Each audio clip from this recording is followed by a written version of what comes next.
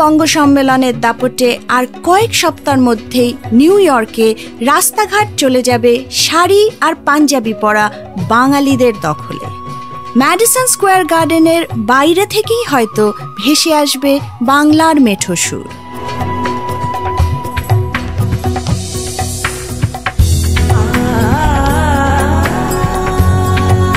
Countdown two বঙ্গ সম্মেলনে আজকের পর্বে বন্ধু আপনাকে স্বাগত জানাচ্ছি আমি পিয়া। বাঙালির এই মিলনযজ্ঞে সামিল হওয়ার ঠিকানা NABC2016.com। আপনার রেজিস্ট্রেশনই হচ্ছে এই আড্ডা মহলের যোগ দেবার চাবিকাঠি। সংস্কৃতি, শিল্প, সাহিত্য, বাণিজ্য সবাইকে ছাপিয়ে বঙ্গ সম্মেলন হচ্ছে এক মিলন মেলা। ভাই বোন একজন থাকে জার্মানিতে আর একজন আমাদের ইউএসএ তে, তো তারা প্রত্যেক বছরই দেশে যায়, কিন্তু কেউ কারোর সাথে দেখা হয় না। কিন্তু এই বঙ্গ সম্মেলনে এসে ওদের বোধহয় কত বছর বাদে, 34 না 30 বছর বাদে ওদের দেখা হয় ভাই বোনের। তারপর থেকে প্রত্যেক বছরই ওরা এখানে আসে। এই মজার গল্প শোনালেন NABC কো চেয়ারপারসন ও CAB প্রেসিডেন্ট শ্রী মিলন আওয়ান।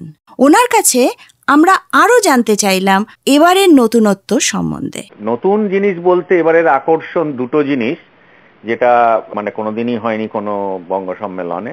যেটা হচ্ছে আমরা NABC ফিল্ম অ্যাওয়ার্ড আমরা এবারে চালু করেছি, যেটা হচ্ছে বাংলা বই নাম করা সমস্ত অভিনেতা অভিনেত্রীরা আসছেন এবং ডিরেক্টর প্রডিউসার সবাই আসছেন এবারে, এবং একটা অ্যাওয়ার্ড দেওয়া হবে তাদের, যে সমস্ত বই প্রথম দ্বিতীয় স্থান অধিকার করবে বা তাদের ডাইরেক্টর।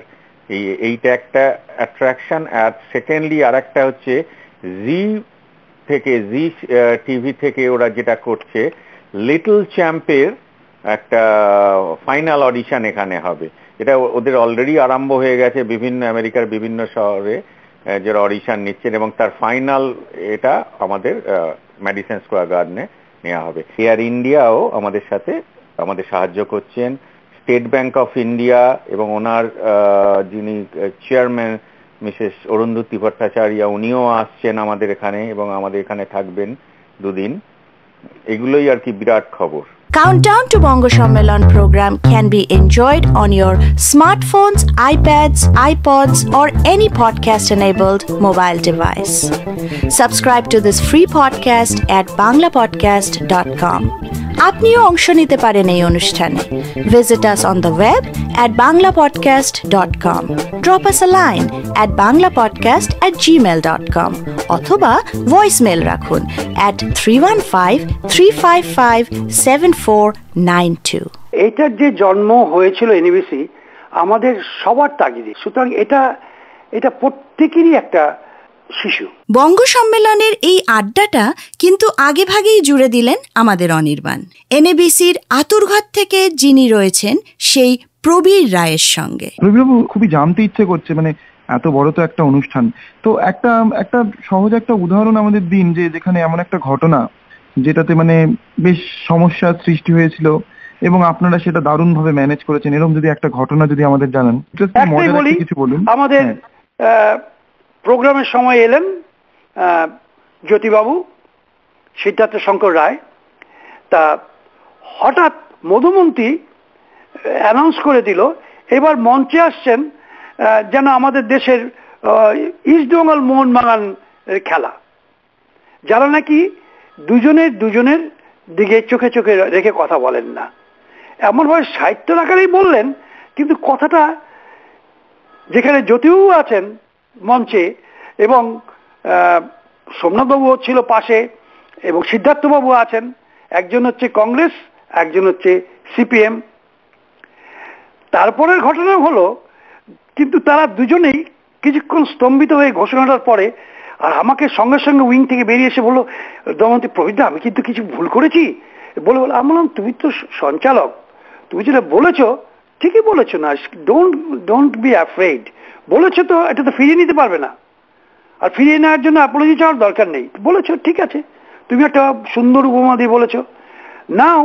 তারপর দেখলাম দুজনে একটু থমকে গিয়েও বেশ দুজনের কাছাকাছি খুব এসে গেল, যেন তারা দুজনের ভীষণ বন্ধু যদিও সিদ্ধ। এবং আমরা সেখানে দিলাম, পরিবেশটা ছিল এত সুন্দর হয়ে গেল যে আমরা সন্ধ্যা মুখোপাধ্যায়কে তার 50 বছরের গোল্ডেন ডিস্ক আমরা তাকে উপহার দিলাম। গানের গোল্ডেন ডিস্ক বেরিয়েছিল, HMV দিয়েছিল, সেটা এখানে এনাক্টমেন্ট করা হলো আবার। সুতরাং এই ঘটনা একটা ভীষণ ঘটনা। সেইখানেই রাত্রিবেলা মঞ্চে নাটক হচ্ছে। নাটক হতে হতে আমাদের সঙ্গে ইউনিয়নের সঙ্গে কন্ট্রাক্ট ছিল 12টা।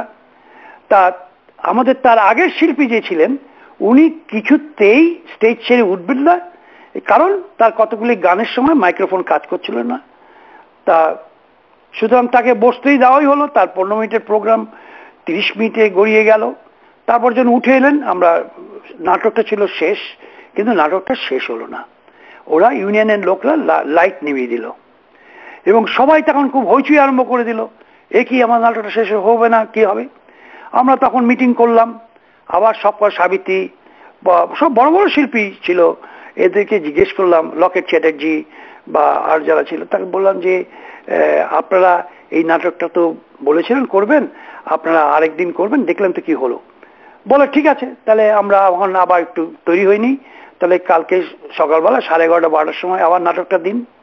আমাদের প্রোগ্রাম আরম্ভ হওয়ার কথা প্রায় 12টার পরে, কিন্তু আবার সেই সব ভলেন্টিয়াররা বিভিন্ন দরজায় টোকা মেরে, শুনুন কালকে কিন্তু নাটকটা 11টায় আরম্ভ হবে। এই যে জিনিসটা আমাদের করতে সবকিছু শেষ হতে রাত্রি 2-3টে হয়ে গেল, কিন্তু আমরা মোটামুটি সবাইকে জানাতে পারলাম। তারপর ভোরবেলায় উঠে যেখানে সবাই ব্রেকফাস্ট খায় সেখানে জ্বালালাম, সবাই তাড়াহুড়ো করে।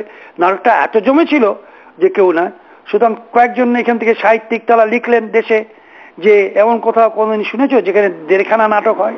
এনএবিসির অন্যতম ঘোষিত উদ্দেশ্য পরবর্তী প্রজন্মকে বাংলা সংস্কৃতিতে উদ্বুদ্ধ করা। এই নিয়ে অনির্বাণ আলোচনায় বসলেন এবারের এনএবিসির আরেক কো চেয়ারপারসন শ্রী পূর্ণ ভট্টাচার্যের সঙ্গে। পরবর্তী প্রজন্মের কাছে এই বাংলা কালচার, রিচ হেরিটেজ এগুলোকে তুলে ধরা, এটা এনএবিসির একটা বড় দায়িত্ব। তো সেই দায়িত্বের পরিপ্রেক্ষিতে গত বছর আমি দেখেছিলাম যে হিউস্টনে এই যে ইউথ প্রোগ্রাম যেটা আপনি বললেন, ইউথ কালচারাল প্রোগ্রাম, সেটাতে আমি দেখেছিলাম যে সেটাতে একটা আলাদা ঘরে ইউথ প্রোগ্রামের যে মেম্বাররা রয়েছে, তারা বাচ্চারা, তারা সেইখানেই তারা বেশি সময় দিচ্ছে রাদার দেন যে কালচারাল প্রোগ্রামগুলোতে সেখানে সময় দেওয়ার থেকে বেশি সময় ওখানে দিচ্ছে। তো সেইটা ব্যাপারে কোনো অবশ্যই যার যেটা তাদেরকেও খুশি রাখতে হবে, কিন্তু সেটাতে কি আমরা কোনোভাবেই তাদেরকে হারিয়ে ফেলছি? তাদেরকে সেই যে যোগসূত্রটার জন্য আমরা এই অনুষ্ঠানটা করছি সেই মূল উদ্দেশ্যটা থেকে আমরা খানিকটা সরে যাচ্ছি বলে কি আপনার মনে হয়েছিল? না, there's a bunch of perspectives on this. প্রথম কথা হচ্ছে যে আমাদের ছেলেরা যারা, আমি 10-12 বছরের ওপরে বলছি, আপ টু 21, রাইট? তো এরা নিজেদের, আমরা ওদের প্রোগ্রাম করতে দিই বা ওদের সবকিছু সেট করতে দিই, and they do that on the basis of what they want to come and they want to say. এখন প্রত্যেকটা স্টেটেই এই সমস্ত ইয়ং জেনারেশন ছেলেমেয়েরা, তারা সমস্ত হয় সঙ্গীত অথবা নাচের স্কুলে, they are all involved, so that they come in and they present their program from the state. Okay, so the point is যে আমরা ওদেরকে অ্যাট্রাক্ট করতে চাই। যখন আমি একটা এক্সাম্পল দিই, আমাদের একটা কমিটি নেক্সট জেন হয়েছে, সেটা হচ্ছে তারা সমস্ত বড় বড় কোম্পানিতে বড় কাজ করে, কিন্তু মানে ভালো পজিশনে আর কি। 20-21 যারা, তারা হয় কি ছেলেবেলায় বা হাই স্কুলে সবসময় তারা obviously peer pressure and Americans and things like that, you know, but as after a certain age they change and they understand that their culture is significant. So our next gen, যেমন এরা সমস্ত বড় কোম্পানিতে কাজ করে, তারা সমস্ত বড় টেলিভিশন স্টুডিওকে বঙ্গসমনে নিয়ে আসছে, বড় প্রোগ্রাম করছে, right? And that is really based on ভারতীয় সংস্কৃতি, বা বেঙ্গলি সংস্কৃতি যাই বলো আর কি, তারা তুলে ধরার চেষ্টা করছে বিভিন্ন মাধ্যমে। এই প্রসঙ্গে আর একটা কথা না বলে জিজ্ঞেস করে পারছি না যে আপনি ঠিক কতটা আশাবাদী যে সামনের দিনে, আগামী দিনে মনে করুন আজ থেকে বেশ 20-30 বছর বাদে আমরা দেখবো যে এনএবিসির যেই প্রধান উদ্যোক্তারা যারা বা প্রধান যারা রয়েছেন তাদের মধ্যে এরকমই সেকেন্ড জেনারেশনের ছেলে মেয়েরা তারা সেই দায়িত্বটা নিজেদের কাঁধে তুলে নিয়েছে, সেই ব্যাপারটাতে আপনি কতটা আশাবাদী? দেখো, আমার মেয়ের কথাই বলি, ওকে?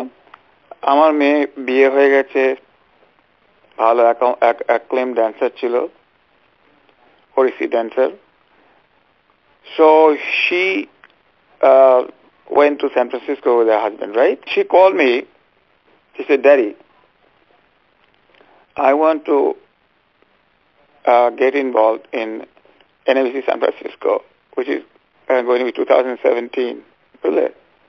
So that shows that as they grow up, they are more interest. And like my daughters, there are so many second generations.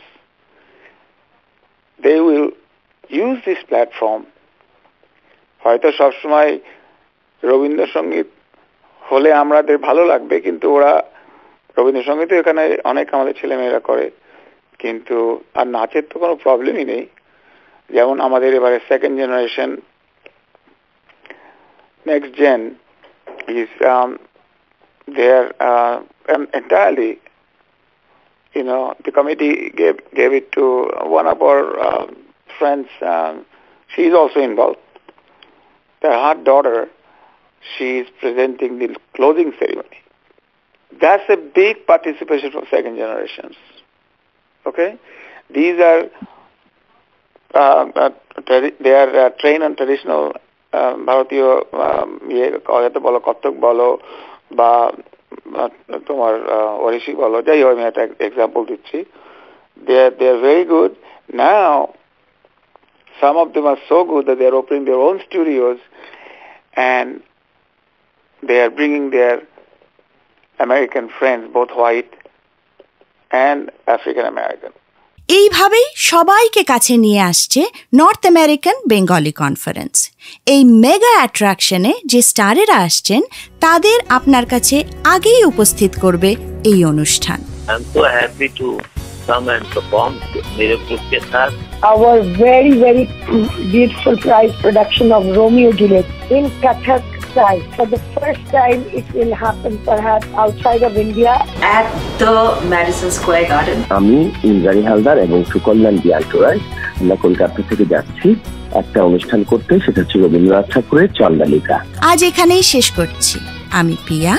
আগামী এপিসোডে থাকবে আরো গল্প, আরো অজানা তথ্য আর বাঙালিয়ানার মেজাজ।